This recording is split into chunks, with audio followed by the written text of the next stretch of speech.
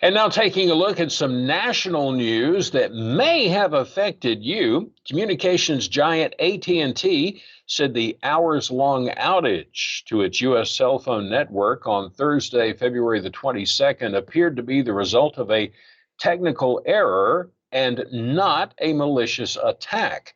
The Associated Press and other news outlets reported the outage knocked out cell phone service for thousands of its users across the United States. That was early on Thursday before it was finally restored. AT&T blamed the incident on an error in coding and did not elaborate any further.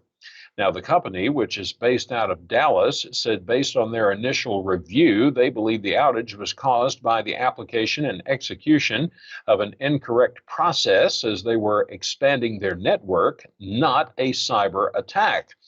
Online outage tracker Down Detector noted the outages, which began at around 3:30 Eastern Time on Thursday morning, peaked at around 73,000 reported incidents.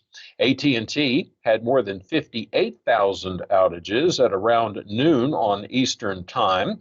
That was including Houston, Atlanta, and Chicago.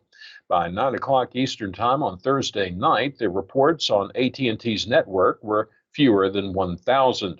Cricket Wireless, which is also owned by AT&T, had more than 9,000 outages at one point, but the reports also trailed off later on in the afternoon.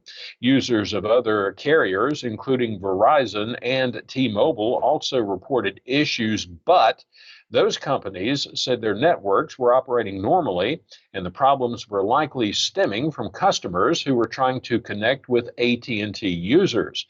According to the Associated Press, during the outage, some iPhone users saw SOS messages displayed in the status bar of their cell phones.